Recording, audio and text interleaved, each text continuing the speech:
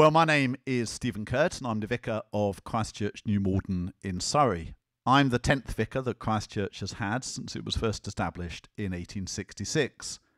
William Allen Challacombe was the second vicar of Christchurch between 1893 and 1920, and during their time in New Malden, his wife, whose name was Jessie Challacombe, wrote a number of novels. Published by SBCK, all of them had very strongly Christian themes, and the one that I'm going to be reading to you is a very short book of just 64 pages called Little Christopher's Cross. Alan and Jessie Challacombe had one child born 10 months after they came to New Malden, and his name was Christopher. And it seems that this is the reason for the central character of the book, Christopher Arleston, bearing that name. The book is about this Christopher as a small child, with a particular focus upon the way that he lives out his response to his baptism and the influence that this has upon others. Each chapter of Little Christopher's Cross begins with a verse of a baptismal hymn that was written by Henry Alford in 1833. And so before I begin reading Little Christopher's Cross to you, we're going to listen to that hymn now.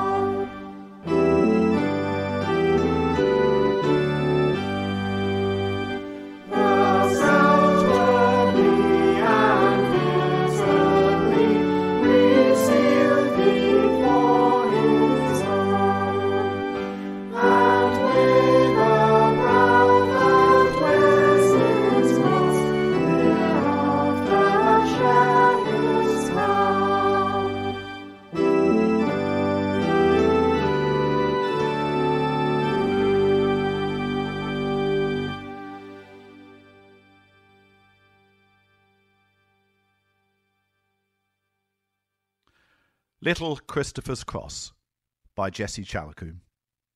Chapter 1. In token that thou shalt not fear, Christ crucified to own.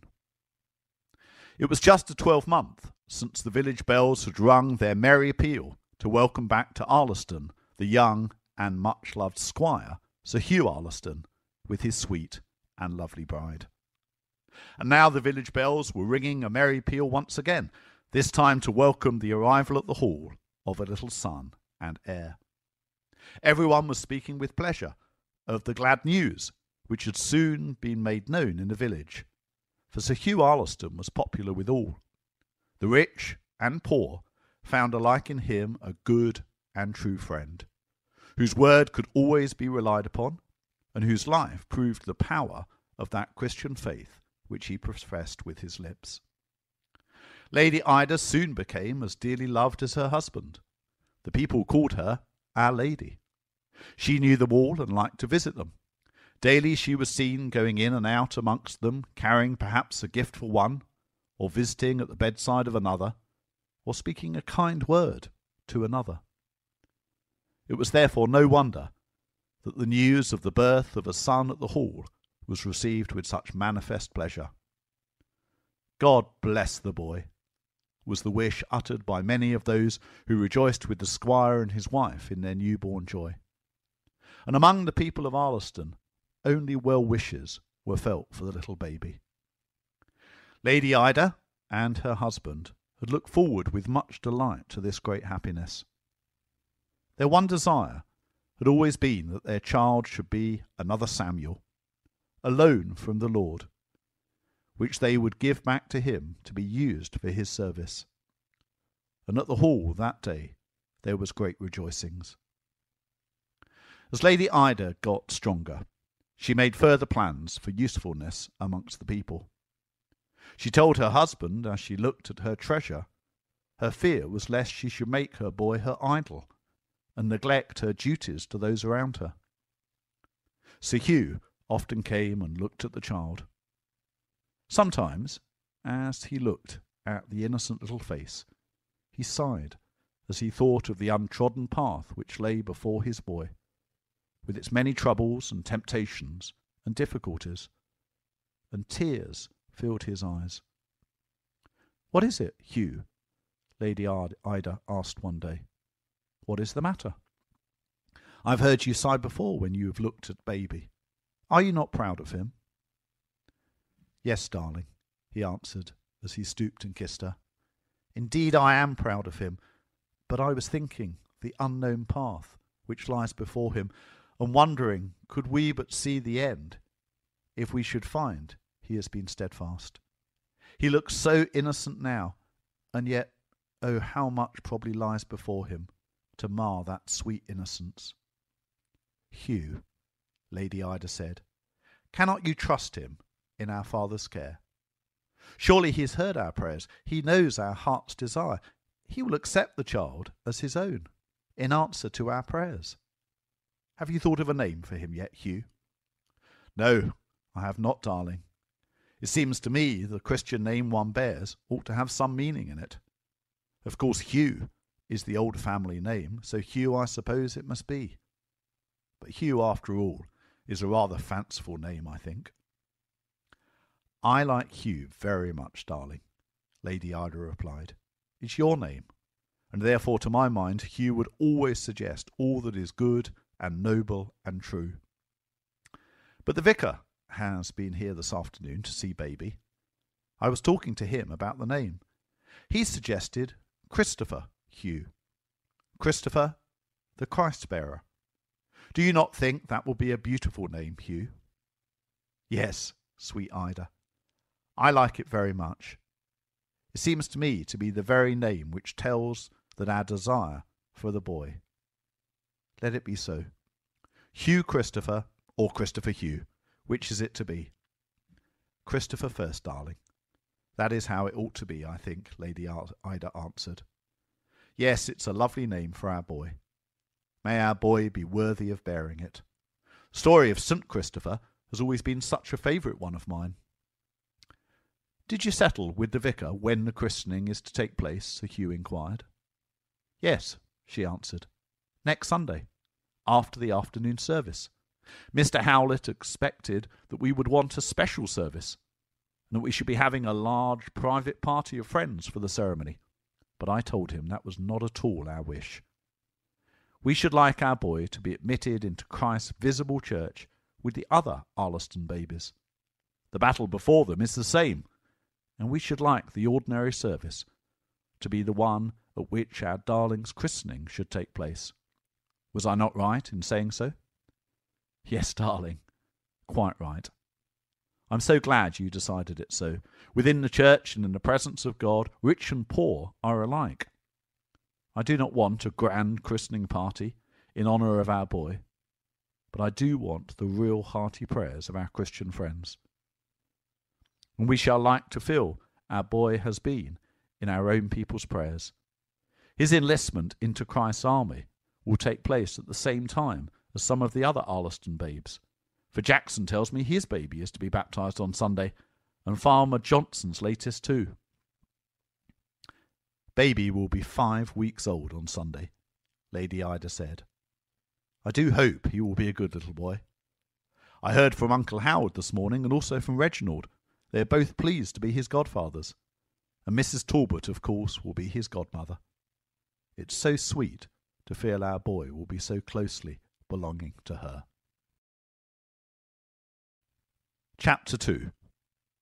We print the cross upon thee here, and stamp thee his alone. The following Sunday was a lovely day. It was Whit Sunday. Everything around seemed to be telling of the love of God and his wonderful power. A holy calm seemed to fill the air, and a peace which one does not often feel, except in the country on a Sunday. Arleston churchyard was a sweet spot. The church was old and almost covered with ivy. The beautiful carving and fine stained-glass windows attracted many visitors from far and near. But not only did Arleston Church attract visitors to view, as it is a fine building, a historical interest, and a work of beauty, but Arleston Church attracted the Arleston parishioners too. The people of Arleston loved her walls, not so much for their natural beauty, but because of the help and comfort they had found within them. The church where they worshipped God had been a home to their fathers before them for many generations, and they held her and her creed dear to them. Today was a day of special interest to them, and there was a larger congregation than usual that Sunday afternoon, for the Arleston people had heard that the young heir of Arleston was to be received into the church at that service. And along with the rest of the babies, only to think of that, Farmer Johnson's wife told the baker's wife, as she stood at the counter on Saturday evening settling her week's account. You don't say so, said the baker's wife. Yes, I do, answered Mrs. Johnson, and I was surprised. Why, those grand folks up at the Grange, when their baby was christened, why, you never saw the likes of it. Nothing was grand enough for that occasion. There was red carpet and decorations and carriages, a bringing of guests and a party afterwards. The servants told my husband it was a pretty sort of Sunday. And those people, why, dear me, they never entered the church for any other business from one year's end to the other. It's not like that up at the hall, though.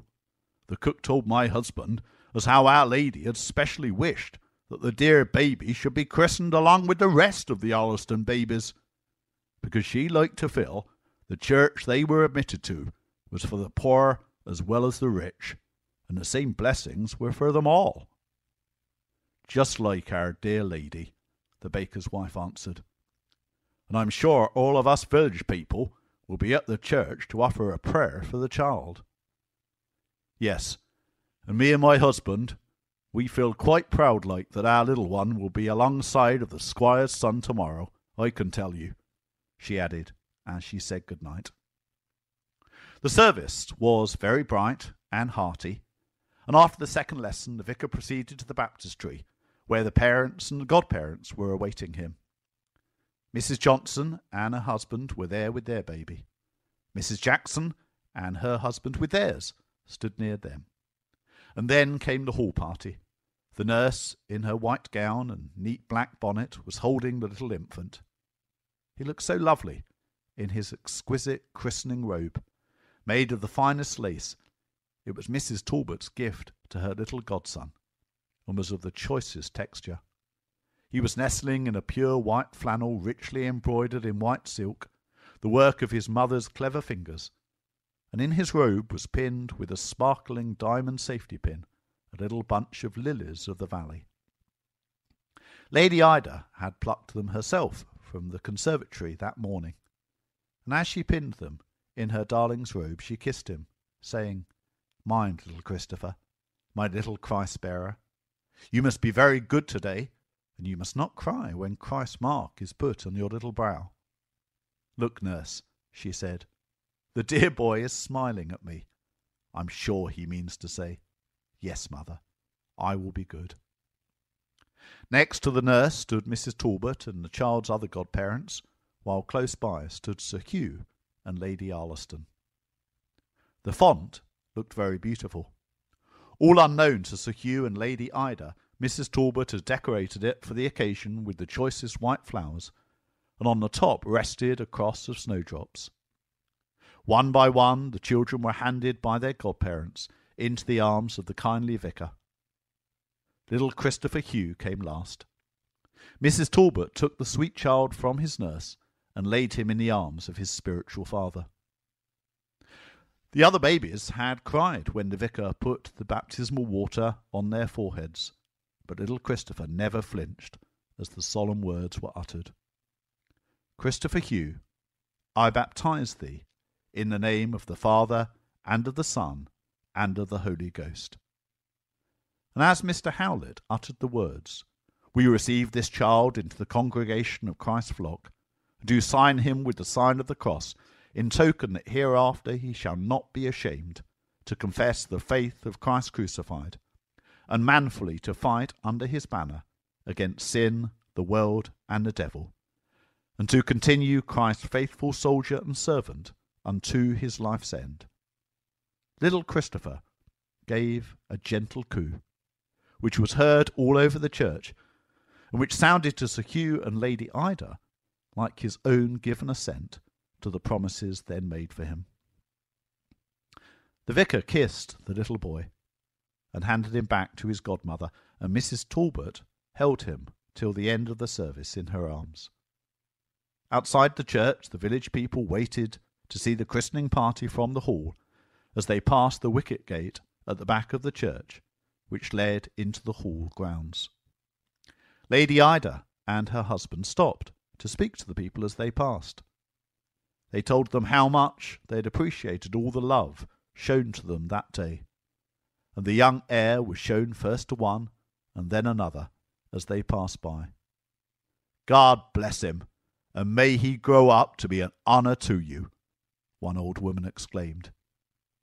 May he be an honour to Christ, is what we've been praying for, answered Lady Ida.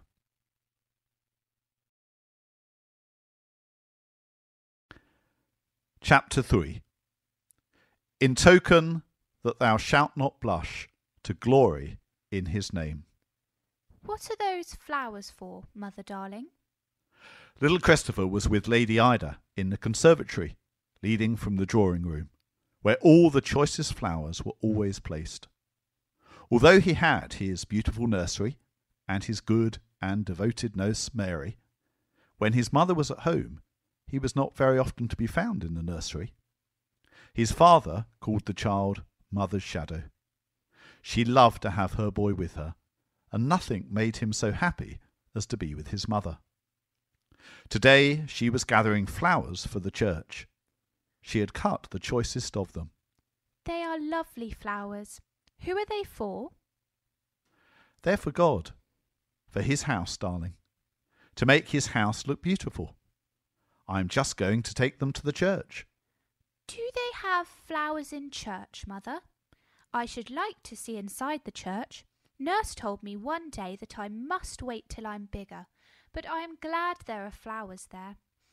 I suppose God likes flowers in his house, just like we like flowers in our house. Yes, darling. That's partly why we put flowers in God's house. We are sure, as he's given them to us, he must like them. And we put the best flowers we have got in his house, because his house is the best house. And then, too, when people see the flowers tell them of how good and kind God is. Mother, I wish I might come with you to put the flowers in God's house. I should like to so very much. All right, darling. I think you may, for a great treat. Run and ask Nurse for your hat, and tell her you'll be back soon. Little Christopher was not long in getting ready. He was delighted to help his mother to carry her flowers to the church. You must take your hat off, darling, when you enter God's house, and be very quiet, Lady Ida whispered, as she lifted the little white cap from her boy's curly head at the vestry door. Christopher followed his mother into the vestry. She arranged her flowers in the vases and allowed her little boy to place one flower in each of them. When her work was finished, she carried the vases into the church. Christopher stepped in behind her. He quietly stood and watched her as she reverently arranged those lovely flowers as they were to stand in the church. Lady Ida felt this was a little service of love she could offer to God. And as she left her flowers above his holy table, she just knelt and asked him to accept her little offering, praying that the flowers might tell to some heart their message of his love. Little Christopher and his mother were leaving the church again when she felt the child's little hand put into hers and looked up at her, whispering, "Mother, darling, please show me the place where Mr. Howlett put the cross on my forehead." The story of Christopher's baptism was quite a well-known one to him. In a drawer in Lady Ida's writing table, the snowdrop cross, now withered and dead, was still treasured. Little Christopher often went to this drawer and turned out the cross, asking his mother to tell him again the story of the day when he had the cross put upon his forehead. So Lady Ida returned into the church and led her boy up the aisle to the west end, where the old font stood. "It was there, darling," she whispered, "that you were marked as one of Christ's little soldiers." The west door was open, so they left the church by that door. When they were outside, little Christopher said, "I am so glad I had the cross put on my forehead there." "Yes, darling," his mother said, "but you must always remember that having the cross on your forehead, Jesus expects you to be a brave little soldier and fight. That means you must always try very hard to do what is right, and you must always try very hard too not to do what is wrong." "Yes, Mother, darling. It is easy to be good when I'm with you, but when Nurse tells me to do something I do not like doing, it is so difficult to not get cross. Some of the things she tells me to do I hate doing, and I do get cross with her sometimes." It's just at those times, darling, that you must fight the hardest. You must ask your King Jesus to help you. I know he will, for it's that wicked old Satan who tries to make you naughty and to disobey Nurse. Because you are Jesus' little soldier, you must just fight Satan with all your might. When he tempts you to do what is wrong, you must think of the mark on your forehead. They'd reached the hall, and Lady Ida kissed her boy and told him to go to the nursery, as it was time for his tea.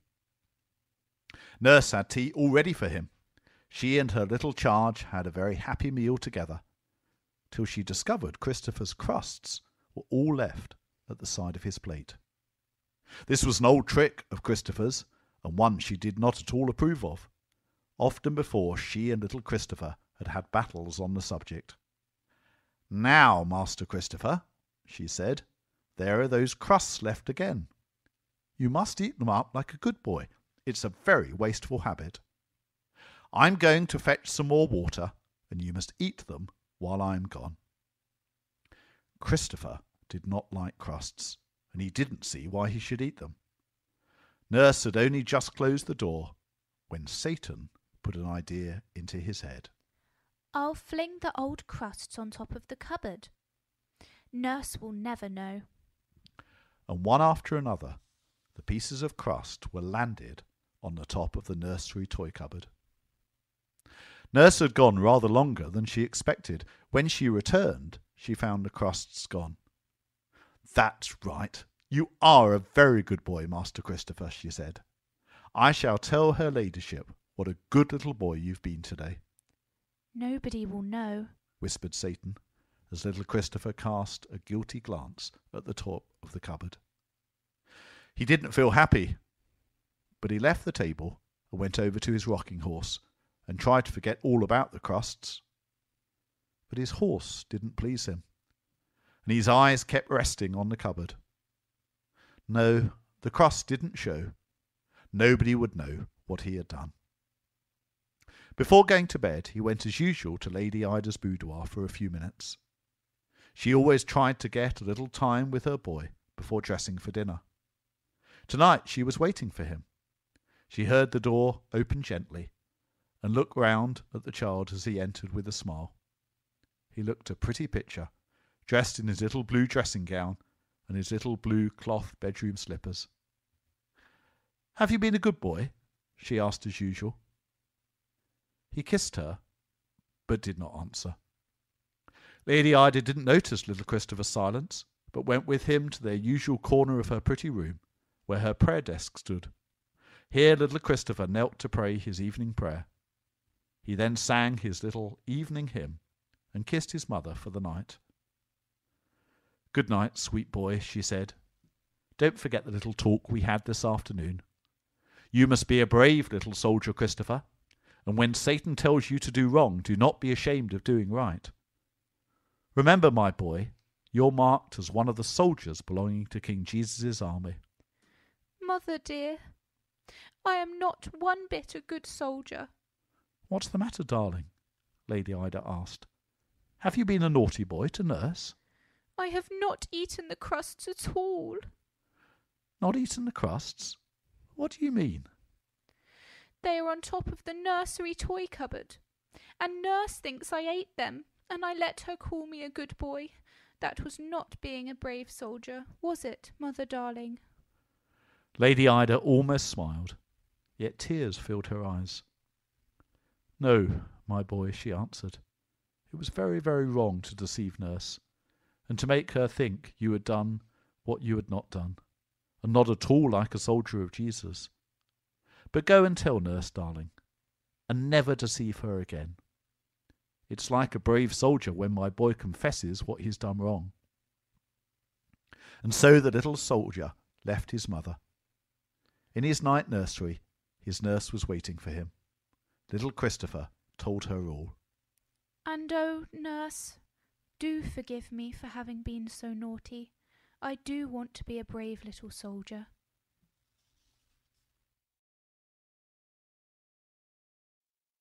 Chapter 4. We blazon here upon thy front his glory and his shame. "Shall we let him go, Ida?" Sir Hugh Arleston inquired, after he and his wife had read together a letter they had just received from Sir Hugh's brother, inviting their boy to stay with him during the parents' absence from home. Lady Ida had been ill. The doctors had ordered her to go to the south of France for a few months during the damp and cold of the early winter in England. Lady Ida had never been very strong, and she was now just recovering from a rather nasty attack of pneumonia. Her husband felt anxious about her, though the doctors had told him that with care they hoped there was no cause for real anxiety, and they thought the soft air of the sunny south would probably lead her to complete recovery. Lady Ida's great trouble was leaving little Christopher behind. Travelling about from place to place as they would be doing, she knew it would not be wise to take the child with them. She felt she could leave the child with every confidence in the charge of his faithful nurse, but she couldn't bear to think of the separation from him. "I don't know what to say, Hugh," she answered. "Of course, it's very kind of Godfrey to invite little Christopher to go to Glenollan, but it will be rather lonely for him there, and Godfrey is not used to children. I almost think the dear boy would be happier at home." "Is that all that you think about it, Ida darling?" her husband inquired. Lady Ida hesitated, but after a while she said, "Well, Hugh, if you wish me to tell you all that I think, the real reason why I'm doubtful whether it will be best for little Christopher to go to Glenollan or not is because I'm so afraid Godfrey will not understand our little soldier, and that might make the child unhappy. Godfrey is a dear, good, kind brother, and I know he's sent this invitation out of the kindness of his heart. But Hugh, Godfrey's not a Christian, and there's no sort of profession of religion at Glenollan, as you know." "Yes, I had thought of that too," Sir Hugh replied. "But I don't expect that would affect little Christopher dear. Nurse, of course, will be with him, and the change to the north would do him good, and he couldn't have a kinder uncle than Godfrey is. I think we'll let the child go. He will not feel our being away from him quite so keenly as he would do if we left him at Arleston. I really don't think, Ida, your objection would affect the child." "Perhaps not," she answered. "Little Christopher certainly would not feel our absence so much if he had a change of life and scenery himself. Write and tell Godfrey that the boys shall come." So it was decided, and Christopher and his nurse were to start for Scotland the week before Sir Hugh and Lady Ida left their home for the south. Lady Ida made every preparation herself for her darling's outfit. He was now nearly 6 years old. She chose his pretty clothes herself, and had them all arranged for Sir Hugh's inspection one afternoon a few days before they were about to leave. "This is his knockabout suit," she said, as she held up a little blue, dark cloth suit. "And this is for when he goes to see his uncle," she said, showing Sir Hugh a little suit of dove-coloured cloth with little steel buttons and a vest of white silk with a big white silk collar edged with fine lace. "He looks so sweet in it, Hugh. And this is his best suit," she added, as she held up a suit of dark green velvet. This had a vest of white silk too. "He looks very sweet in this one," she said. "Clever little woman and vain little mother," Sir Hugh exclaimed. "Have you really made them all yourself?" "Yes," she answered. "I made all the suits, and love went into every stitch, Hugh. Oh, how I will miss our darling. I cannot bear to think of it." After Lady Ida had finished showing her husband the rest of their child's pretty things, Sir Hugh asked, "Does he know yet about us going, Ida?" "No," she answered, "but we must tell him." That evening, when little Christopher came into the boudoir as usual for his good-night kiss, Lady Ida and Sir Hugh were both there. "Both of you here tonight? That is nice. I always like it best when you both are here." "Come to me, little Christopher," his father said. The little boy got up on his father's knee, and then Sir Hugh told him he was going to Scotland with nurse to stay with Uncle Godfrey, while his father and mother were going across the water to a place where they hoped mother would get strong again. Little Christopher remained perfectly silent for some time on his father's knee. Lady Ida stooped over and kissed him. He flung his arms around her neck. "Oh, mother darling, I cannot go away from you. Please, please don't send your little boy away from you." "Listen, Christopher," his father said. "We cannot take you with us, darling. You're too young. Your precious mother must go away from you. Will you not try to be a brave boy while she's gone, and go to Uncle Godfrey and be happy there? Then, by and by, Mother and I will come home, and we hope God will make dear Mother quite strong again. It will make her so happy if she hears you've been a good and obedient and brave little boy in bearing her absence. You will try, sweet boy, will you not?" "Yes, father dear, I will try. But oh, I shall miss you so very much." "I know you will, darling," Lady Ida said, kissing the golden curls and stroking her boy's fair forehead with her own white hand. "And we shall miss our little Christopher oh so badly. But Jesus wants us to remember, while we're away from each other, he will be near us all the time. He knows all about our trouble, darling, and I know he will help you to bear your sorrow, little Christopher, if you ask him to help you. And he will help us too." The little boy remained on his father's knee, thinking. Presently he looked up at Sir Hugh. "Father dear, tell me how soon I am to go to Uncle Godfrey. I want to know." "The day after tomorrow, darling," his father answered quietly. "We didn't tell you sooner, because we thought it better not to. But you will be very happy, my boy. I feel sure Uncle Godfrey lives in such a fine old house. All I'm afraid of is that your uncle will spoil you. You will have such a jolly time of it, and you will not want to come home again." "The day after tomorrow, father? Only one more night to come and say good night to you and darling mother. Oh, father, your little boy is very, very sad. Lady Ida tried to be brave herself to help her boy. This seemed the heaviest trial she had ever yet had to bear. Christopher, dearest, she said as she kissed the little tear-stained cheek, it would not be for very long. I think King Jesus wants his little soldier to show his colours and not to give in. Now there's something hard for him to do. I will try, mother. Good night. I do hope you will get well again, mother darling, like you used to be. And, mother darling, do ask nurse to let me be with you all day tomorrow. Yes, darling, you shall be with me all day tomorrow. I'll tell nurse so. Good night, my precious boy. Good night, dear father, he said as he kissed Sir Hugh. Good night, little man, his father replied. I know you will be our brave, good boy. That night, as Lady Ida stooped over little Christopher's cot to kiss her sleeping boy, she saw 2 teardrops still wet on the little lashes. Oh, Jesus, help him and help me, she prayed.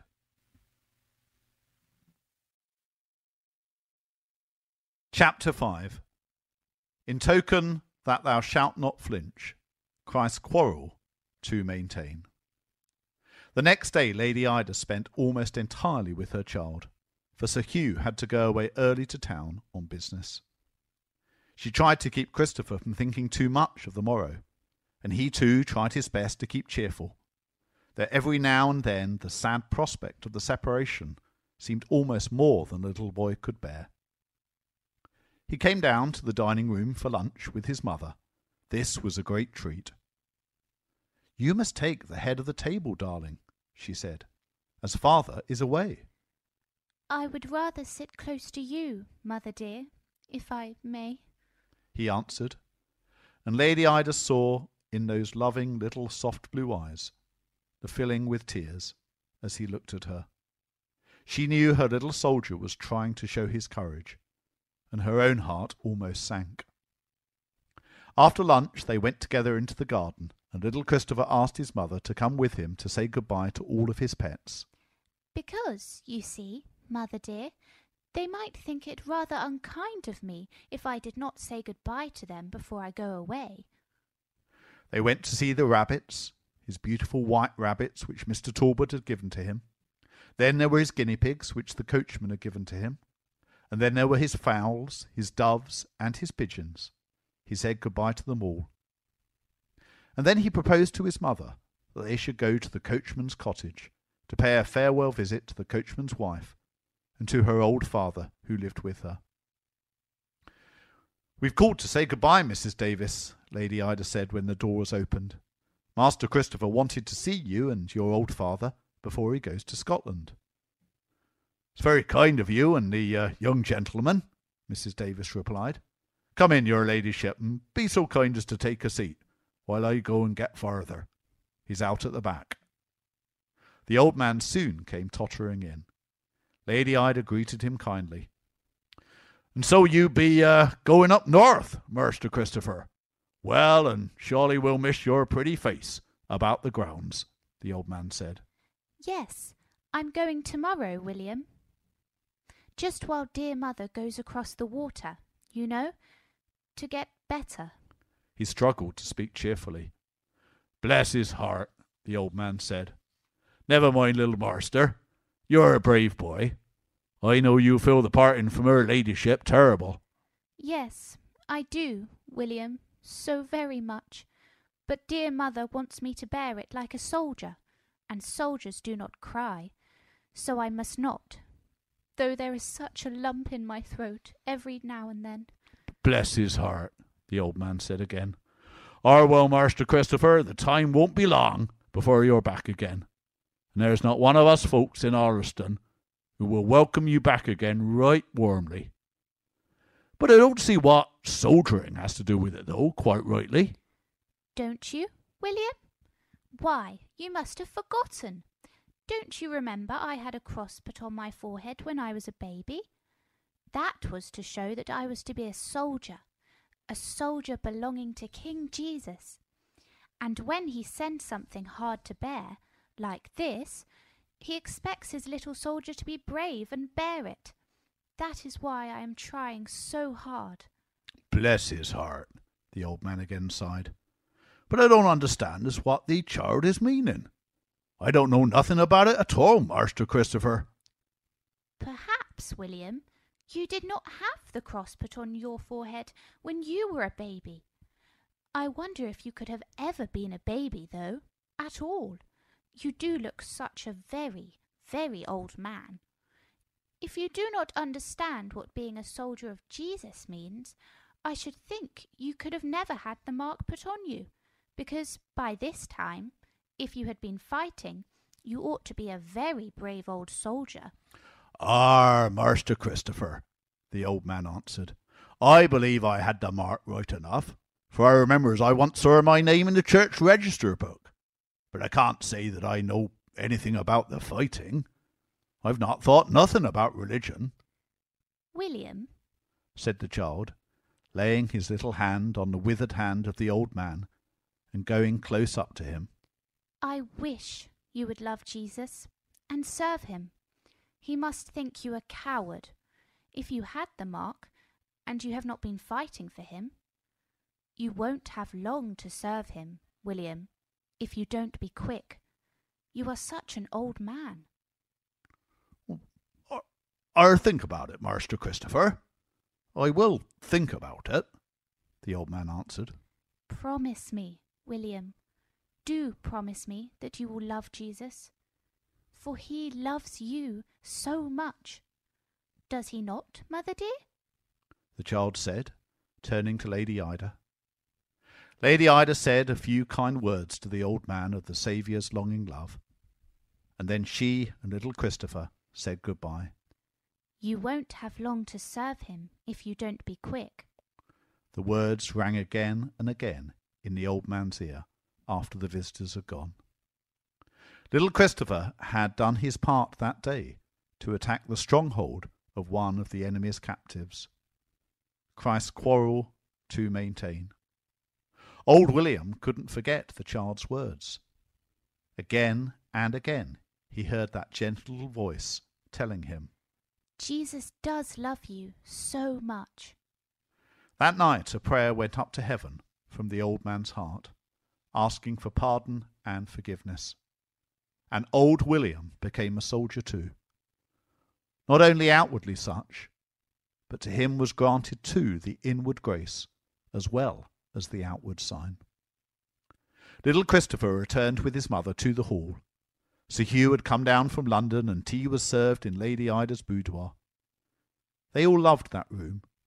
Little Christopher, as he sat between his father and his mother, felt that he'd never loved them both so dearly before. Presently nurse came to fetch her little charge for his bath. He kissed Sir Hugh and Lady Ida before he left them. "I'll be back again to say good night, Mother, very soon," he said as he closed the door. "I'll sponge my face tonight, myself, nurse," he said as he took the sponge. "because I must give my eyes a downright good sponging to get rid of those tears which seem so near the top." He sponged his eyes vigorously. "Dear old nurse," he said as he stood drying himself after his bath. "it is dreadful to have to say goodbye to them." "Yes, my darling, I know it is, but you're bearing it so bravely," she answered. He had not yet gone from his bathroom, and she was folding up his clothes. In a looking-glass nearby, she could see his little kneeling form reflected, and she heard him pray, "Do please help me to be your brave little soldier, Jesus." Little Christopher did not stay long with his father and mother that night. As soon as he had prayed his little prayers, and Lady Ida had read to him his little scripture portion, the child kissed them both and went to his room. When Sir Hugh and Lady Ida went later to kiss their treasured child, instead of finding a tear on his cheek, they saw him smiling in his sleep. "Angels are whispering to him," Lady Ida said. "Yes," said Sir Hugh, "and perhaps whispering, 'Well done,' to the little soldier." The next morning, a very early start had to be made for the long journey, and there was little time for parting words. "Goodbye, my precious, precious boy," Lady Ida whispered. "Goodbye, mother darling." And the child was gone. She watched the carriage roll away, and the little hand waving till the carriage turned the corner which hid them from her sight. And then for a little while Lady Ida's courage failed her. She threw herself on her knees, and she asked for resignation and for strength, and if God willed, for renewed health, and if not, for a firm trust that what he sent must be the best. Sir Hugh Arleston went to London with his child. They didn't talk much, but little Christopher held his father's hand all the way. The last goodbye was said at King's Cross, and little Christopher's parting words were, "Be sure, father dear, to give my best love to mother." Chapter 6. But 'neath his banner manfully, firm at thy post remain. Little Christopher had been at Glenollan now for more than a month. Glenollan was, as Sir Hugh had said, a lovely old place. The big square house was built of stone and dated back more than 300 years. Little Christopher loved to ramble about the quaint old rooms and passages.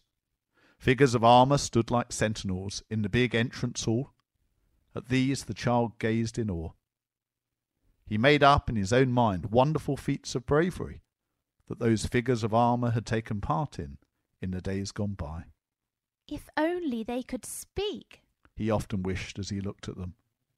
But as they couldn't, he had to supply the missing words from his own active little mind, and the result was that those figures soon became to him almost as real as if they had been living warriors. Then there were the old portraits in the big dining room of those who'd lived in days gone by. One was his special favourite. It was the portrait of a lady with soft blue eyes and smooth brown hair brought down low over her forehead. Uncle Godfrey told him it was the portrait of his great-grandmother. He always thought she had such beautiful eyes, and she was always looking at him, he told the nurse. "Perhaps she looks at me so kindly because she feels sorry for me away from dear mother." The grounds at Glenollan, too, were delightful, and the child never grew tired of them. He often went with his uncle out walking. His uncle delighted in listening to the little boy's endless conversation. Unused as he was to children, Christopher's visit to his lonely home came as a ray of sunshine. He'd always lived alone. Once, many years before, he had had happy visions of bringing a wife to grace the house of Glenollan. But almost on the bridal day, the one he had loved had suddenly died, and ever since he had lived at Glenollan alone. Visitors came to stay with him from time to time, and sometimes he'd go away for a while. But he preferred his solitude. Therefore the invitation to little Christopher had not been sent without some misgivings as to whether or not the child might be in his way. "It will please Hugh," he thought, "and if the child is troublesome and does get in my way, I can easily leave him with his nurse." So the invitation was sent. But it didn't take long for little Christopher to completely win his uncle's heart. Instead of the child being left with his nurse hardly saw him, for his uncle never seemed happy when his little nephew was out of his sight. It was Sunday, the 4th Sunday since Christopher had been at Glenollan. He'd been puzzling in his own mind why it was that his uncle had never been to church since they were there. Each Sunday his uncle told him he couldn't go with him because he had a headache. And again today his uncle had not been to church. Christopher went down to dessert that evening with his uncle as usual. As Godfrey Arleston looked down at the child sitting by his side, in his little dove-grey suit, he was more struck than ever before by the winning beauty of the boy. "Some grapes, or a pear, little man?" he asked for the second time. "Why, what's the matter tonight? Are you in dreamland?" "Is your head bad today, uncle?" little Christopher inquired. My head? No, I'm all right. I don't look ill, do I? What made you think of my head? He asked. I was afraid it must be, Uncle, because you didn't come to church today again. I was so afraid you had another headache today. No, it was toeache today, I expect, his uncle answered, laughing. Or perhaps it was what some people call a Sunday attack. I don't think I've ever heard of anyone having a Sunday attack before, Uncle, the child answered seriously. Is it better now? Oh, yes, it's all right now, he answered. But get on with your dessert, my boy. Here are some nice grapes for you. Christopher ate one or two, but he was still thinking. Do you have Sunday attacks very often, Uncle? He said at length. Because if you do, you ought to tell a doctor about it. It was so very sad for you that you could not go to church again today. I don't wonder you sigh so often. Look here, Christopher, his uncle replied. We've talked enough about this, I think, and I tell you once and for all, I never go to church, so you needn't ask me any more questions about it. He was vexed that the child had noticed his absence, and he now tried to divert his thoughts by talking to him about other things. The fishing expedition he'd planned for them the next day, the new steam engine that went by steam, which he was going to buy for his nephew. But the child didn't really seem interested in anything. After dinner, they went together to the smoking room, which Godfrey called his den. He sat down in his armchair, and little Christopher got up, as usual, on his knee. There was not much light in the room, and for a time neither of them spoke. By and by his uncle was surprised by feeling little Christopher's hand softly touching his forehead. "What are you doing now, my boy?" he asked. I was feeling your forehead, Uncle, and I was wondering if you had ever had a cross put on your forehead. "Whatever makes you ask that?" his uncle asked. Well, Uncle, you see, Father and Mother have had crosses put on their foreheads, and they go to church always on Sunday. Mother says all of Christ's soldiers ought to go to church on Sunday to do honour to their King, and if they do not go, it looks as if they are ashamed of him, or do not care about him. I should think, Uncle Godfrey, if you never go to church on a Sunday, that you never had a cross put on your forehead. Perhaps they forgot it when you were a baby. "Perhaps they did," he answered. "But is that all people go to church for?" Oh, no, Uncle. Mother has told me much more than that. Only I am a rather little boy to understand it all. There are the prayers, when the soldiers tell their king what they want, and the hymns, when the soldiers praise their king, and the lessons, when the soldiers hear what their king's commands are. That is how Mother has told me to go to think of the service, and I love going to church. Godfrey Arleston was puzzled how to change the subject. He gave up in despair. "Well, my boy," he said, "I have some letters to write tonight, and I think you'd better run away. It is bedtime. Go and forget all about crosses and church-going, and think about the game that we'll have tomorrow, fishing." Good night, dear Uncle Godfrey, the child said, kissing him.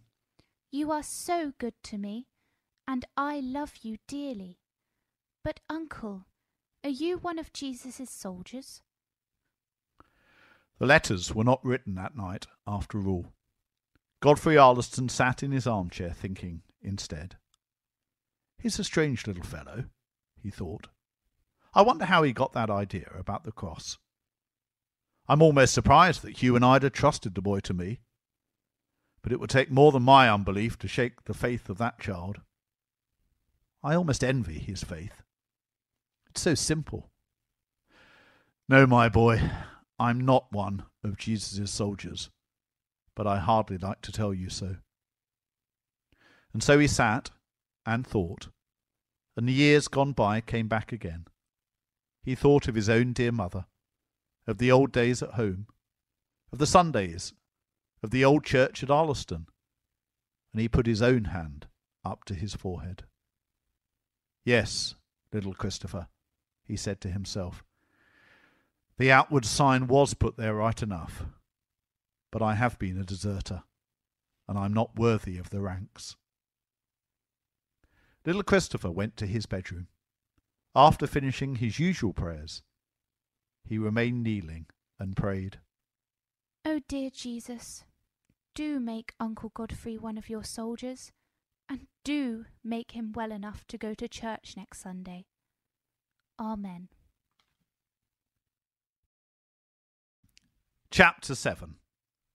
In token that thou too shalt tread the path he travelled by. All through the following week, Godfrey Arleston was thinking of the conversation that he'd had with his little nephew the previous Sunday, and he did not feel very happy. I almost think I'll go with the child tomorrow, he said to himself on Saturday evening as he sat at his dinner. It is strange, the influence that child has upon me. Yes, I think I'll go, just to see what he'll say next. Little Christopher came down as usual to dessert, and he and his uncle had a merry time together, talking about the pony the child had been riding that afternoon. Really, Uncle? Father told me he was afraid you would spoil me, and I do believe you do. No, I hope not, my boy, his uncle answered. But I like to think you're happy here with me. I shall miss my little companion now very much when you have to go back to Arleston. Dear, dear Arleston, little Christopher said, almost as if to himself, and tears came into his little eyes. Yes, Uncle, you have made me very happy with you, and I love you so much.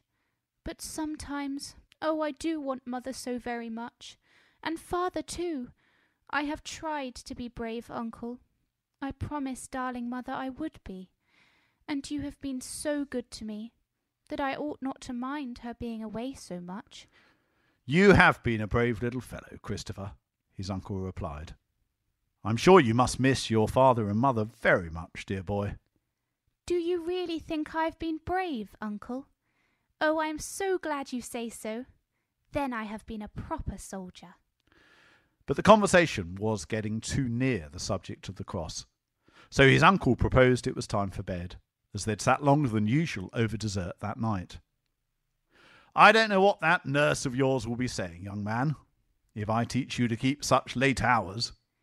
Oh, dear nurse won't mind. But perhaps I better go. Good night, Uncle Godfrey. Good night, my boy. But say, stop a minute. What time do you start for church in the morning? I may walk with you as far as the door, if I feel well enough tomorrow morning. That would be nice, Uncle. We start at 10:30. Do come. And, Uncle, if you feel very well indeed tomorrow, do you think you could come in? Oh, I don't know about that, he answered. But off to bed you go. Sunday morning was very fine and bright. The little English church where Arleston Pew was some distance from Glenollan. Little Christopher was quite ready by 10:30. He looked very prettily dressed in his little green velvet suit as he stood waiting for his uncle in the big hall under the shadow of one of the figures of armour, which were now so dear to him. By and by the breakfast room door opened. Here already, his uncle said. Well, I won't keep you waiting any longer. I'm ready to start. Have you been making friends with one of these old warriors? I like them all, Uncle. I often come and pretend they are alive, and they tell me all the fights they have been in. It is so interesting. It must be indeed, his uncle replied. They walked along together to the church. Christopher didn't talk much to his uncle, though he was wondering very much indeed if he was going to come into the service, especially as he'd seen him put a hymn book in his pocket, which he'd turned out from the back of some bookshelves in the library. At length he looked up into his uncle's face and asked him, almost eagerly, How are you this morning, Uncle? I'm quite well, little man, and I'm going to break my rule. I'm going to church with you this morning. What do you think of that? Uncle, I am so glad. I expect that cross was put on you after all, and you had forgotten all about it. May I sit beside you in church, Uncle? Of course you may. Why, it's only to please you that I'm going to church at all. No, Uncle. I believe it is because you are a marked soldier that you are going. Little Christopher answered. The service was a very simple one. There were not many living around Glenollan who belonged to the Episcopal Church, but the service was a very hearty one. Everything was done to make it bright and beautiful. Little Christopher loved to see the flowers adorning the church in Scotland, just like they always did the dear church at Arleston. Only no one arranges them like Mother, he thought as he sat and admired them. He took the seat next to his uncle.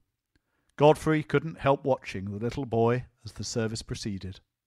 Little Christopher never took his eyes off his prayer book. Bound up with it was his Bible, and when the lessons were given out, he passed the book to his uncle for him to find the place. It was many a day since Godfrey Arleston had handled a Bible. The book felt strange in his hands, and he didn't quite remember how the places came. But after a little reading over, he succeeded in finding the place where the chapter was being read from, and handed the book back to the child. Strangely enough, the second lesson for the day happened to be 2 Timothy, chapter 4. Little Christopher earnestly read on until he came to the verse, "I have fought a good fight. I have finished my course." He looked up at his uncle with the sweetest smile and whispered, "That was a good verse, Uncle. That was about a soldier." Godfrey Arleston sat on, more taken up with watching the child than with taking part in the service. At length it came to an end, the blessing was pronounced, and soon the congregation left the church. Little Christopher lingered at the west door. "What are you waiting for?" his uncle inquired, when the child came out from the church. "I was only looking at the font, Uncle, and thinking about your cross." "Uncle, did you have a cross put on your forehead, do you think?" "Come on, my boy, you think too much about the cross." "Do I?" the child inquired. "Mother always told me I could not think too much about it, and that I must never forget that I had it on my forehead." "Who gave you that nice little prayer book?" his uncle asked, as he took it again from the child. "Mrs. Talbot gave me that, Uncle, as soon as I could read. She told me it was the very best she could buy. I do like it so much." His uncle opened it and found the child's name written inside. Christopher Hugh, his godmother's gift. "Ah, yes, I remember," he said. "She's a great friend of your parents', is she not?" "Oh, yes, Uncle. Father and Mother are very fond of her. She is very often at Arleston. I wonder you have not seen her there. She is so good and kind to everybody. There is no mistake about Mrs. Talbot being a marked soldier." "And I should like to know for certain whether you were marked, Uncle dear." "Yes, my boy, I was. So set your little mind at rest once for all. I remembered after you'd gone to bed last Sunday night. I was marked when I was a baby, just like you were. My mother used to tell me all about it, only I'd forgotten. So now you know. Pray do not say anything to me more about it. Here we are at Glenollan. I shall be ready for lunch in 10 minutes. I suppose my little companion is coming to have it with me." That afternoon, little Christopher went to the garden alone. He took his Bible with him and found again the second lesson for the morning service. "I have fought a good fight." That is the verse. He said to himself. "Henceforth there is laid upon me a crown for life." Then, I suppose, only those who are good soldiers will get a crown. Mother will get a crown, and Father. Yes, they are sure to. They are so very good. And Mrs. Talbot will, and Nurse will, and Mr. Howlett will, and I mean to fight my best for Jesus. I wonder if poor old William will get a crown.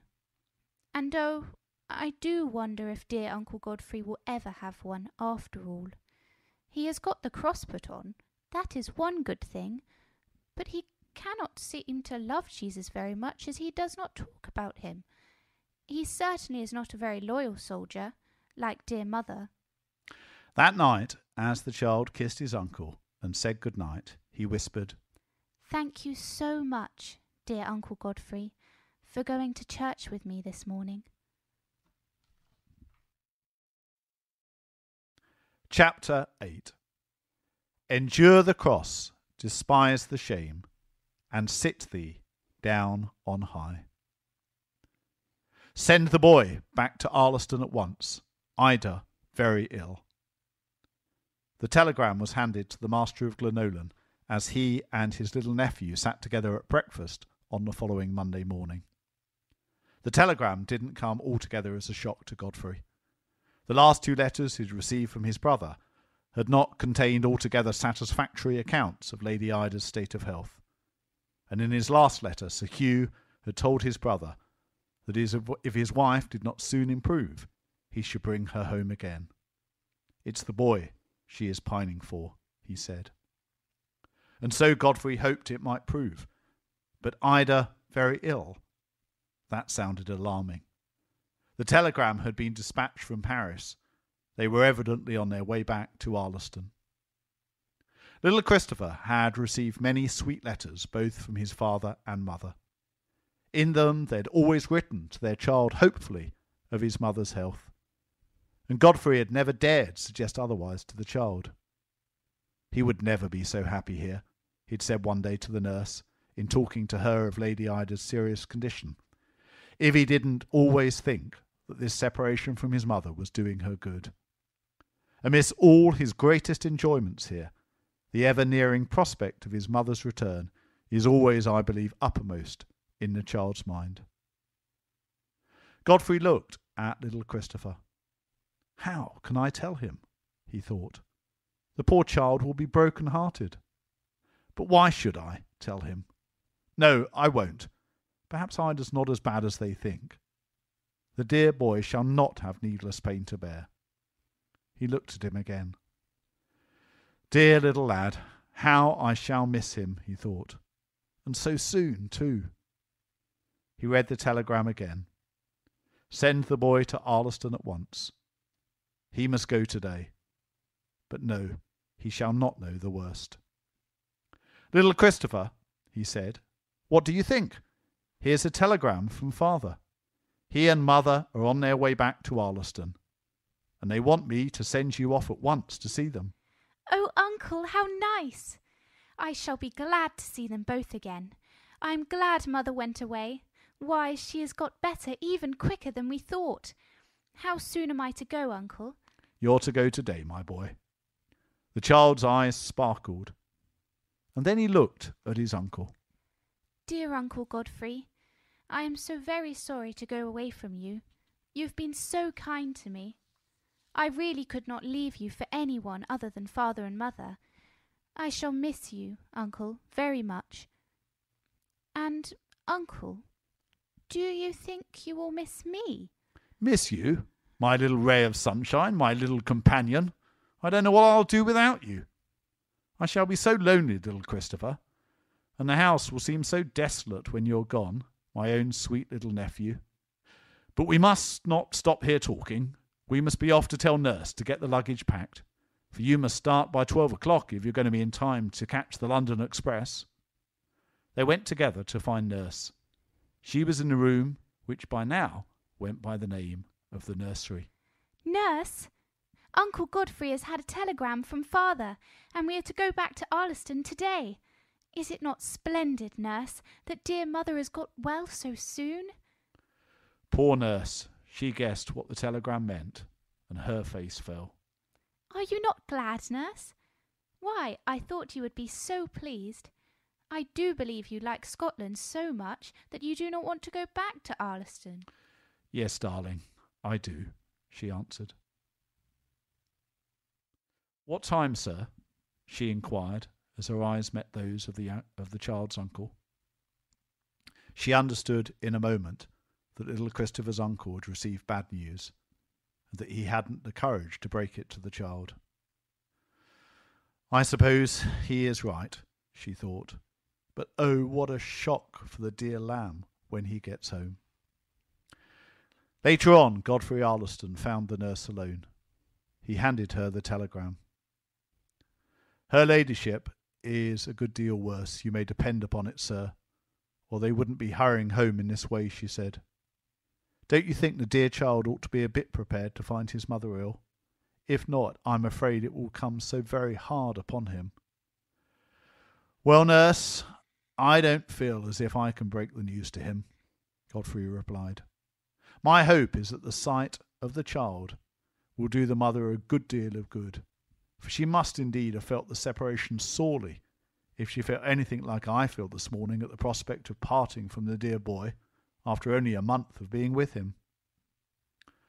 Ah, sir, no one knows how devoted he is to his mother, she answered. Godfrey left the nursery and went to find little Christopher. He found him in the big hall, standing side by side with one of the big figures of armour. What are you doing here, my boy? His uncle inquired. Just saying goodbye to them all, Uncle. To whom? His uncle asked, looking round, expecting to see someone. Just to my friends here. They have all been in such struggles, regular fights, you know, and they have all come out safely. I have loved them, Uncle, and I shall think of them when I am back at Alston. And shall you think of me, little Christopher? His uncle asked, placing his hand upon his head. Yes, Uncle Godfrey. Indeed I shall, Uncle. I wish you would come back to Arleston with me. Should you like me to, little Christopher? I almost think I will. I really do feel that I can't stay here alone now. It's a strange thing for me to do, but yes, I'll come. There was a great deal of hurry, but the packing was done and they started away from Glenollan in time to catch the midday express southwards. Little Christopher was very delighted at having his uncle travel with them. He kept up the constant flow of conversation for the first part of the journey. Later on he slept. His uncle and his nurse both knew, though they tried to hope not, that at the end of the journey there was a terrible cloud of sorrow awaiting the child.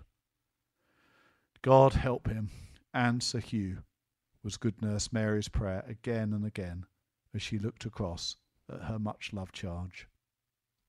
The news of Lady Ida's serious condition was soon known from one end to the other of the little village of Arleston, and again the people were awaiting the return of the squire and his much-loved wife, and the return too of the little heir whose devotion to his mother was known around by all. It's a very heavy cross for the squire to bear, and for the dear child too, Mr. Howlett said, as he and Mrs. Talbot were talking together of the sad event which was filling all of their minds. She's very ill, I fear, said Mrs. Talbot. The telegram says, hopelessly ill. It's very courageous of Lady Ida to be brought home. No doubt she's longing for the dear boy. Oh, Mr. Howlett, how will the child bear the parting, if she is hopelessly ill? Mrs. Talbot, Mr. Howlett replied, from what I know of that little boy, he is just like his mother, almost unearthly in his goodness. He will bear this like a soldier. And like a soldier, little Christopher did bear the blow. He and his uncle arrived at Arleston about 2 hours later than Sir Hugh and Lady Ida. Sir Hugh met the child in the hall. His first inquiry was for his mother. Where is sweet mother, father? Why is she not here to meet me? Sir Hugh looked at his brother. Does not the child know? He inquired. No, Godfrey answered. I thought it was best not to tell him. Christopher, my boy, Sir Hugh said, your precious mother is very ill indeed. She's resting now, but she's longing to see you. Going abroad has done her no good. Christopher, my sweet boy, his father continued huskily, we think God wants your mother in heaven, and you and I must try to be willing to let her go, if it's so. Do you think you can be brave if we go and see your mother now, or would you rather wait a while? All the joy had gone out of the little boy's face. Instead of that, a deep sadness rested on the child's expression. Now, Father, please. Oh, Father, how can we live without her? Dear, darling mother. I thought she would come back quite well again. Never well again on earth, darling boy, Sir Hugh answered, but well in our Father's mansions in heaven. Christopher, my boy, are you sure you can be brave and not cry when you see Mother?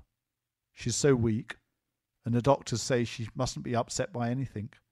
Are you sure, darling, you will not give way? Trust me, Father, the child answered, and together they went into Lady Ida's room. Chapter 9. Thus outwardly and visibly we seal thee for his own. The old church bell at Arleston was ringing again, this time with the muffled sound of sadness and sorrow, and the Arleston people knew, as they listened to its knell, that their loved Lady Ida had passed from them.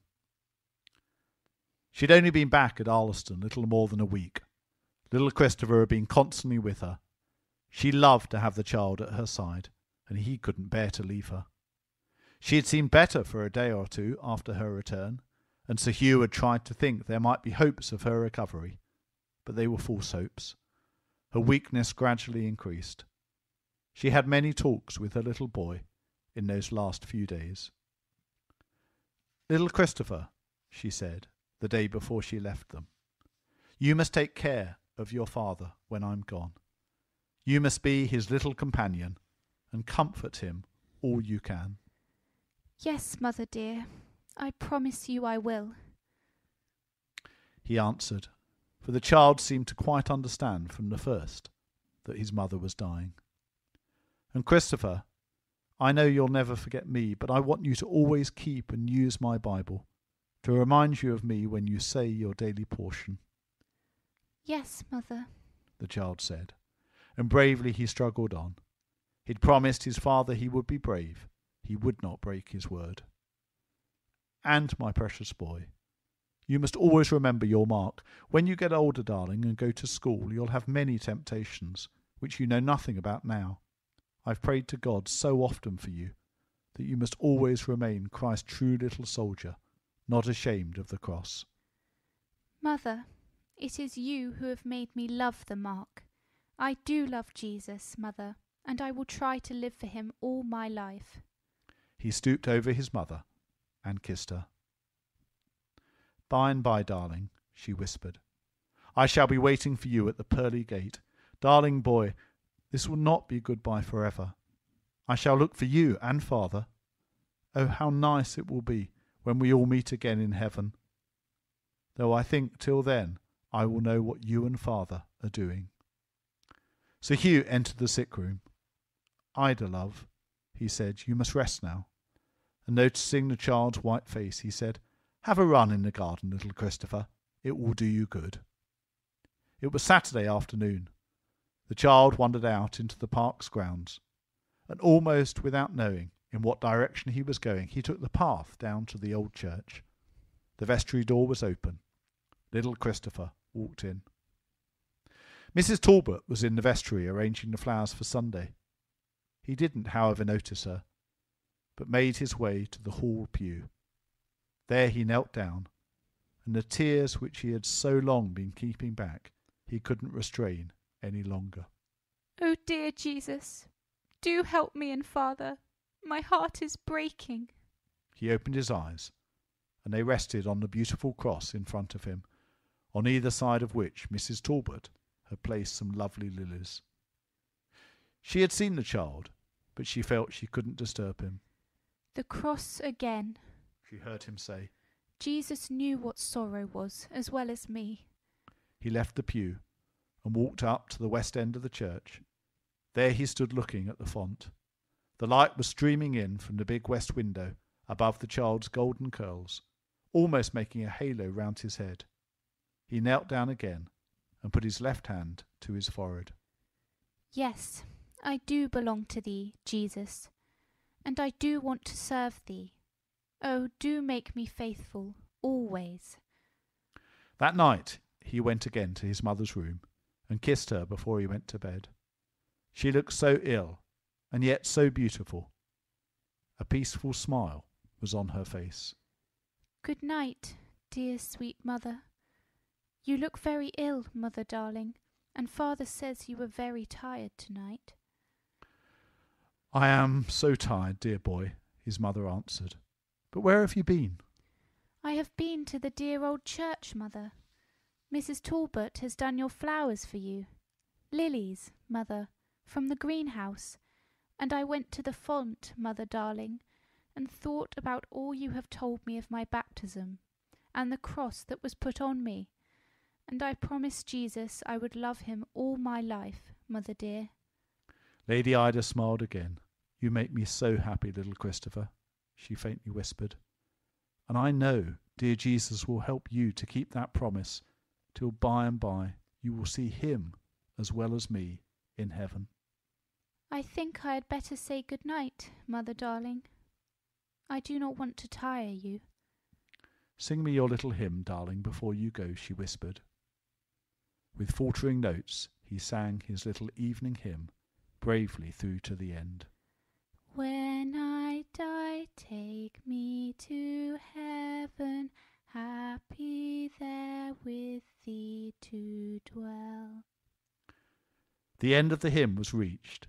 He kissed his mother, a long, loving kiss. Good night, dear, dear mother, he said, and then he left her. He went to his bedroom, the room his mother had bestowed such love and care upon in making it pretty for her child.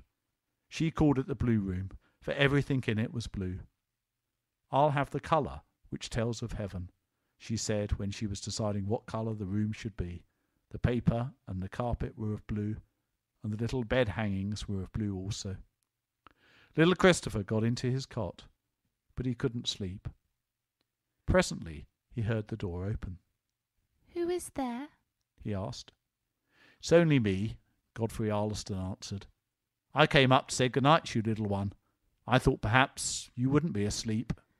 I am so glad you have come, uncle, for I do not feel as if I can go to sleep tonight. Sit down and talk to me, uncle. I mustn't keep you awake, little man. But I've not seen much of you lately, have I? And I miss you, you know. You see, I have been so much with dear mother, uncle, and I do not seem able to think of anybody else. I do believe Jesus will soon fetch her, uncle. She is so tired. Father says that she gets weaker every day. Oh, but what shall we do without her? But I know dear mother will be waiting for us till we get to heaven. She says I must remember it is not goodbye forever. Oh, uncle, I don't know what I should do if Jesus has not been here to help me. I do wish you would love Jesus too. We shall want you in heaven with us, uncle dear. That night the angels fetched Lady Ida to the heavenly home. She passed through the pearly gates into her Saviour's presence in her sleep. She just fell asleep and awoke in heaven. Sir Hugh knelt at her bedside in solitude a while, asking God in his agony of grief to make him able to say, Thy will be done. Then he went to the boy's room. Little Christopher was now sleeping gently. Sir Hugh sat by his cot and watched him.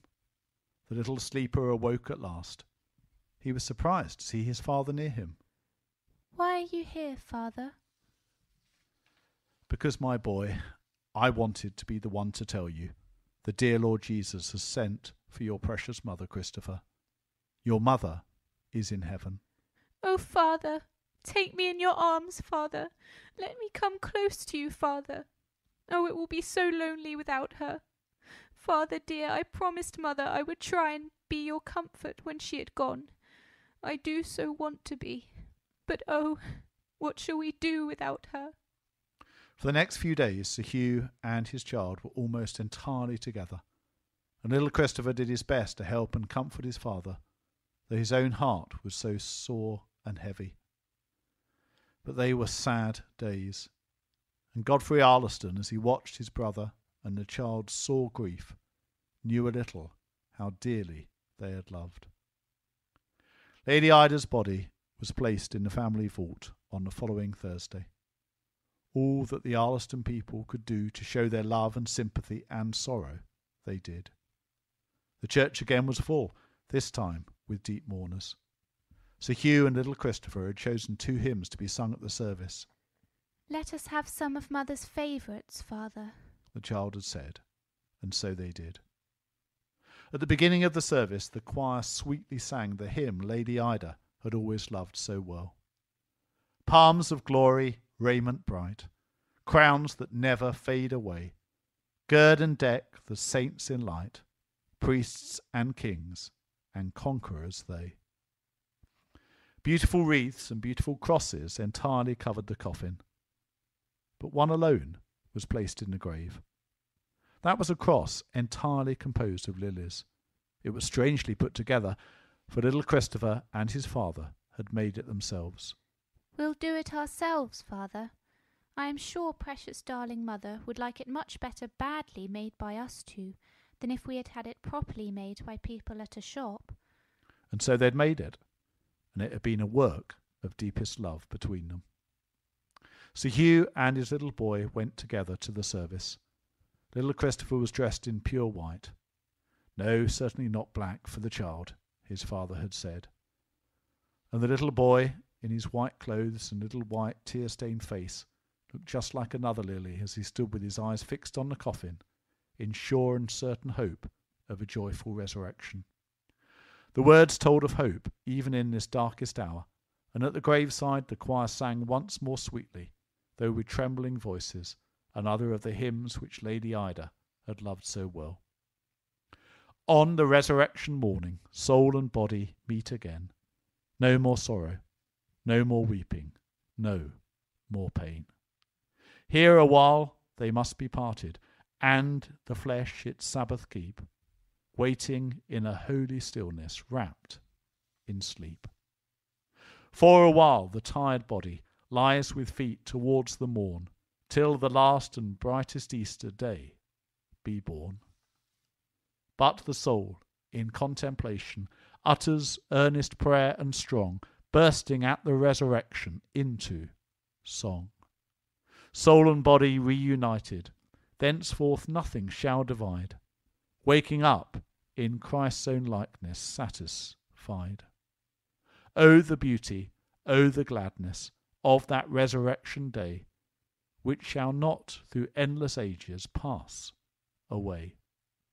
On that happy Easter morning, all the graves their dead restore, father, sister, child, and mother meet once more. To that brightest of all meetings, bring us, Jesu Christ, at last, by thy cross, through death and judgment, holding fast. Sir Hugh and little Christopher returned to the hall, indeed sorrow-stricken. Godfrey found them later in Lady Ida's boudoir.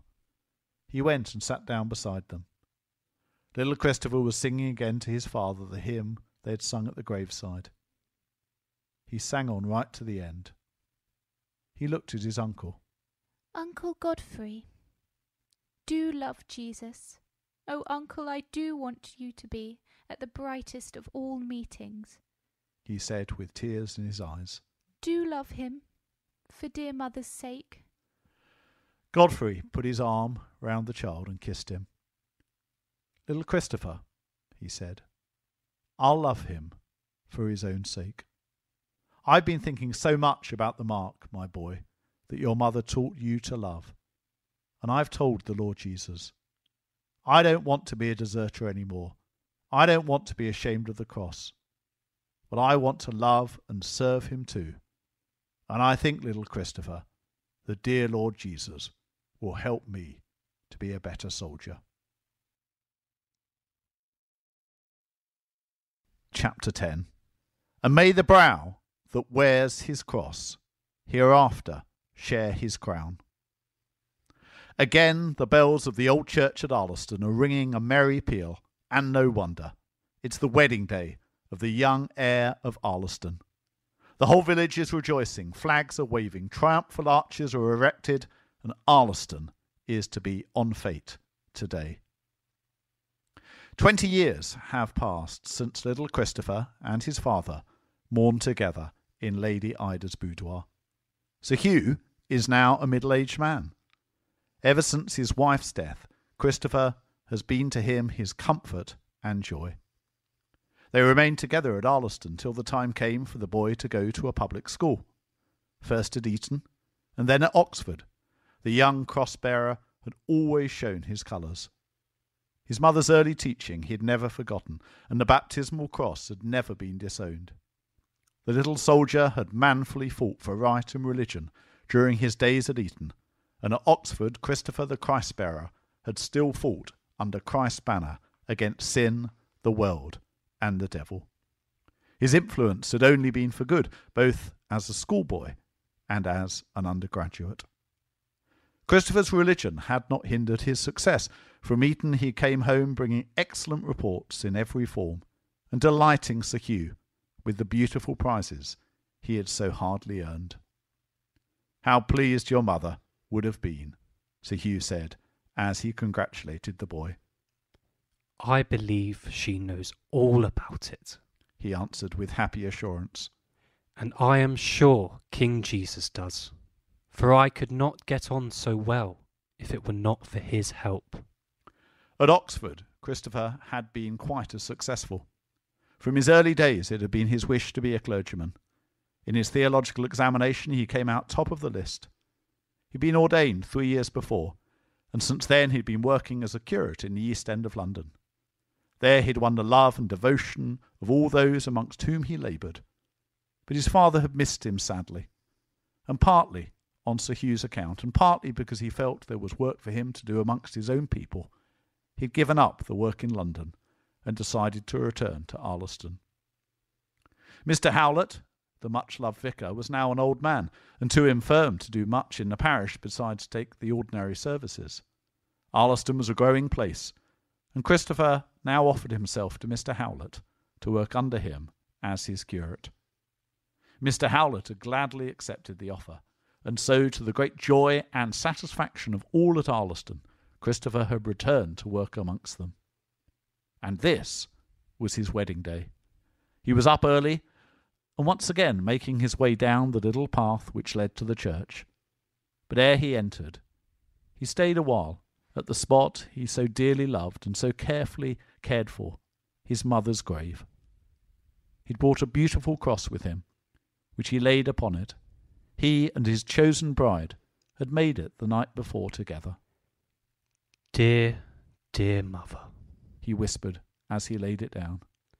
"It was you who taught me to love the cross." And once again he touched his brow. "Marked with the cross, grant I may win the crown," he prayed. He entered the church, this time again by the vestry door. Flowers were already there, presently to be used to make God's house more beautiful. Again came to his mind that first day long ago, when with his mother he had entered by that door, and he seemed again to hear her voice. Jesus expects you to be a brave soldier. He knelt a while in prayer. He returned to the hall in time for breakfast with his father, and afterwards they went together to the boudoir.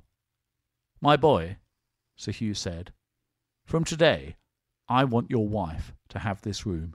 She is to feel it belongs to her. It's my wedding gift to her." "No, father, I cannot let you make such a sacrifice." "I'm making no sacrifice, Christopher. I should like it to be so, and may you and your wife have as much happiness here as your mother and I did." "Well, father, it will be common property to us all then, for where you are, you know well enough I shall be. And of course Dorothy will be where I am." "I've only one request to make," Sir Hugh said, "and that is that this room may be left as it is now for as long as I live." "And while I live too, father. I never come into it without almost seeing sweet mother and hearing her voice." "Then it shall so be settled," Sir Hugh said. At 2:00, Christopher and the wedding party from the hall started to the church. They walked down the little private path, and at the chancel step the bridegroom awaited his bride. The church was crowded with spectators and friends. At 2:30, Dorothy Talbot, leaning on the arm of her father, entered the church. Christopher looked at her as she came down the long aisle in her lovely satin gown. She had never looked so beautiful. Dorothy and he had played together as children. As they grew older, they'd been most faithful friends, and today they were to start together on their married life. Mrs. Talbot was there. She looked at the happy bridegroom, and she thought of that day long ago when she'd held Christopher at the font. Yes, he had kept the promises then made for him. She felt very happy. The child she had loved so well for his own sake and for his mother's, she was now to have, now not only as a godson, but a son. And to his care she could willingly trust her daughter. Till death us do part. The promises had been given, the wedding sealed, and the happy bride and groom, amid the strains of the wedding march, the peals of the merry wedding chimes, and the well wishes of that crowded congregation, walked together arm in arm down the aisle, past the font, to the big west door. We leave them there, at the threshold of the dear old church which Christopher loved so well.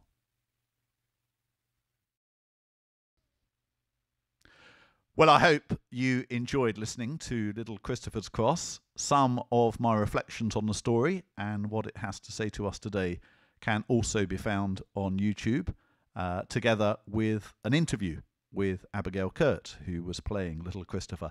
But for now, I'd like to thank Abigail for playing the part of Little Christopher in the reading of that story, to my son James for playing Big Christopher in the final chapter, and to John and Pauline Palmer for their rendition at the start of the Henry Alford hymn upon which the book is based.